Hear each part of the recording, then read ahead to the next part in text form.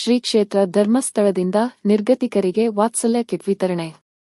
ಶ್ರೀ ಕ್ಷೇತ್ರ ಧರ್ಮಸ್ಥಳದ ವತಿಯಿಂದ ಹಮ್ಮಿಕೊಳ್ಳಲಾಗುವ ವಾತ್ಸಲ್ಯ ಯೋಜನೆಯಡಿ ದೊಡ್ಡನಕಟ್ಟೆ ಗ್ರಾಮದ ನಿರ್ಗತಿಕ ವೃದ್ಧೆ ಕಾಳಮ್ಮನವರಿಗೆ ಅಗತ್ಯ ವಸ್ತುಗಳ ಕಿಟ್ ಹಾಗೂ ಮಾಸಾಶನವನ್ನು ವಿತರಿಸಲಾಯಿತು.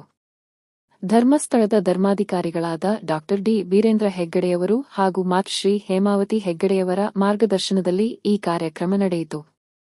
ದೊಡ್ಡನಕಟ್ಟೆ ಗ್ರಾಮದ ಕಾಳಮ್ಮನವರು ಯಾರ ಆಸರೆಯೂ ಇಲ್ಲದೆ ಸಂಕಷ್ಟದಲ್ಲಿದ್ದನ್ನು ಗಮನಿಸಿದ ಧರ್ಮಸ್ಥಳ ಗ್ರಾಮಾಭಿವೃದ್ಧಿ ಯೋಜನಾ ಸಂಸ್ಥೆ ಅವರಿಗೆ ನೆರವಾಗಲು ಮುಂದಾಗಿದ್ದಾರೆ.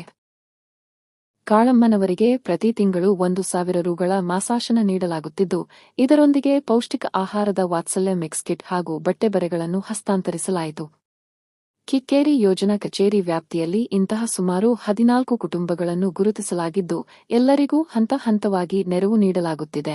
ರಾಜ್ಯಾದ್ಯಂತ ಸುಮಾರು 2,200 ನಿರ್ಗತಿಕರಿಗೆ ಪ್ರತಿ ತಿಂಗಳು ಮಾಸಾಶನ ವಿತರಿಸಲಾಗುತ್ತಿದೆ. ವಾಸಕ್ಕೆ ಮನೆಯಿಲ್ಲದವರಿಗೆ ವಾತ್ಸಲ್ಯ ಯೋಜನೆಯಡಿ ಹೊಸದಾಗಿ ಮನೆ ನಿರ್ಮಿಸಿಕೊಡುವ ಅಥವಾ ರಿಪೇರಿ ಮಾಡಿಕೊಡುವ ಕಾರ್ಯವನ್ನು ಶ್ರೀ ಕ್ಷೇತ್ರವು ಮಾಡುತ್ತಿದೆ ಎಂದು ಕಿಕ್ಕೇರಿ ತಾಲೂಕು ಯೋಜನಾಧಿಕಾರಿ ಪ್ರಸಾದ್ ರವರು ತಿಳಿಸಿದರು.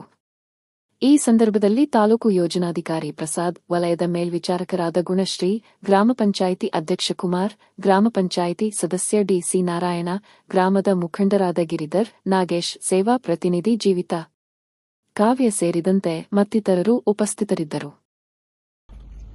ಇವತ್ತು ಶ್ರೀ ಕ್ಷೇತ್ರ ಧರ್ಮಸ್ಥಳದಿಂದ ಇಲ್ಲಿಯ ದೊಡ್ಡನಕಟ್ಟೆಯ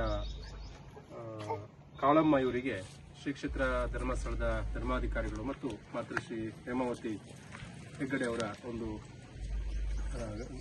ಏನು ನಿರ್ಗತಿಕರು ಯಾರಿದ್ದಾರೆ ಅವರಿಗೆ ಪ್ರತಿ ವರ್ಷ ಅವರಿಗೆ ಬೇಕಾದಂಥ ಮೂಲಸೌಕರ್ಯಗಳಲ್ಲಿ ಬಹಳ ಪ್ರಾಮುಖ್ಯವಾಗಿ ಬೇಕಾಗಿರುವಂಥದ್ದು ಬಟ್ಟೆ ಬರೆಗಳಿರಬಹುದು. ಇದನ್ನೆಲ್ಲ ಪ್ರತಿ ವರ್ಷ ನಾವು ನಿರ್ಗತಿಕರಿಗೆ ಕೊಡ್ತೇವೆ. ಇವತ್ತು ಇಡೀ ದಿನ ಕರ್ನಾಟಕ ರಾಜ್ಯದಲ್ಲಿರ್ತಕ್ಕಂಥ ಇಂತಹ ನಿರ್ಗತಿಕರಿಗೆ ಸುಮಾರು 22,000 ಜನರಿಗೆ ಇವತ್ತು ಧರ್ಮಸ್ಥಳದಿಂದ ಮಾಸಾಸನವನ್ನು ಪ್ರತಿ ತಿಂಗಳು 1,000 ಕೊಡ್ತೇವೆ. ಆ ಮಾಸಾಸನವನ್ನು ಕೊಡುವಂಥದ್ದು ಪೈಕಿ ಇವತ್ತು ತೀರಾ ಯಾರು ನಿರ್ಗತಿಕರಿದ್ದಾರೆ ಅಂಥವರನ್ನ ಗುರುತಿಸಿ ಅವರಿಗೆ ಇವತ್ತು ಏನು ಈ ರೀತಿಯ ಬಟ್ಟೆಗಳನ್ನು ಅಥವಾ ಅವರಿಗೆ ಬೇಕಾದ ಮೂಲಸೌಕರ್ಯಗಳನ್ನು ಕೊಡುವಂಥದ್ದನ್ನ ಮಾಡ್ತಾ ಇದ್ದೇವೆ. ಬಹುಶಃ ನಮ್ಮ ಈ ಒಂದು ಕಿಕ್ಕೇರಿ ಯೋಜನಾ ಕಚೇರಿ ವ್ಯಾಪ್ತಿಯಲ್ಲಿ ಸುಮಾರು 14 ಕುಟುಂಬಗಳಿಗೆ ಇವತ್ತು ನಾವು ಕೊಡ್ತಾ ಇದ್ದೇವೆ. ಕರ್ನಾಟಕ ರಾಜ್ಯದ ಎಲ್ಲ ಭಾಗಗಳಲ್ಲಿ ಇವತ್ತು ಕೊಡ್ತಾ ಇದ್ದೇವೆ.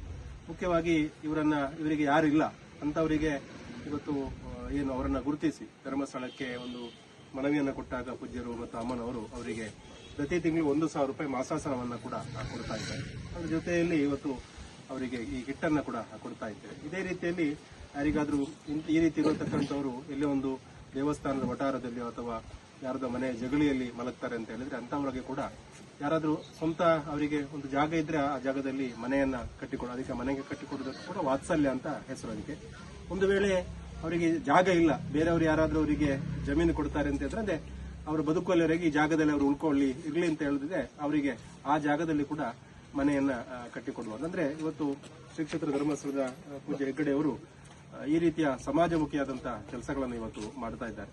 ಹಾಗಾಗಿ ಇವರಿಗೆ ಏನು ಇವತ್ತು ವಾತ್ಸಲ್ಯ ಇದೊಂದು ಪುಷ್ಟಿ ಇದೊಂದು ಕೆಟ್ಟಿದೆ. ಇದರಲ್ಲಿ ಇದು ವಾತ್ಸಲ್ಯ ಮಿಕ್ಸ್ ಅನ್ನುವಂಥದ್ದು. ಇದನ್ನು ಅವರು ಹಾಲಿಗೆ ಅಥವಾ ನೀರಿಗೆ ಹಾಕಿ ಬಿಸಿ ಮಾಡಿ ಕುಡಿದ್ರೆ ಅವರಿಗೆ ಒಂದು ಆಹಾರ ಆಗುತ್ತೆ. ಇಂಥದನ್ನ ನಾವು ಪ್ರತಿ ತಿಂಗಳು ಕೆಲವು ತೀರಾ ಬಡತನ ಇರತಕ್ಕಂಥ ಕುಟುಂಬಗಳಿಗೂ ಕೂಡ ಇದನ್ನ ಕೊಡ್ತಾ ಇದ್ದೇವೆ. ಹಾಗಾಗಿ ಕಾಳಮ್ಮರವರಿಗೆ ಇವತ್ತು ಗಣ್ಯರ ಸಮ್ಮುಖದಲ್ಲಿ ಇವತ್ತು ಪೂಜ್ಯರು ಕಲ್ಪಿಸಿರ್ತಕ್ಕಂಥ ಈ ಒಂದು ಕಿಟ್ಟನ್ನು ಅವರಿಗೆ ಇವತ್ತು ವಿತರಣೆಯನ್ನ ಮಾಡ್ತಾ ಇದ್ದೇವೆ.